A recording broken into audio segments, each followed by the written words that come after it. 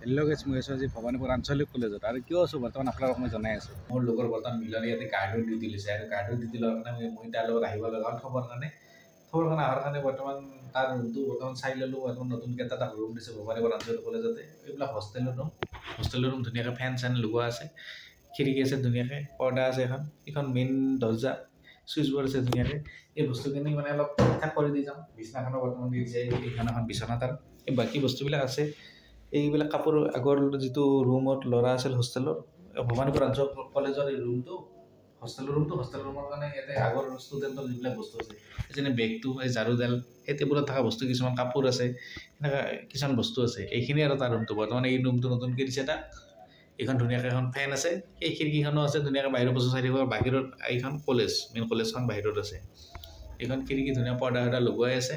কথা নাই আৰু বিচনাখনত কাপোৰ চাপোৰ আনি পানী মাত্ৰ ধুনীয়াকৈ বাগাই দিব আৰু এখন আলনাও আছে কথা নাই টেনশ্যনে নাই ধুনীয়া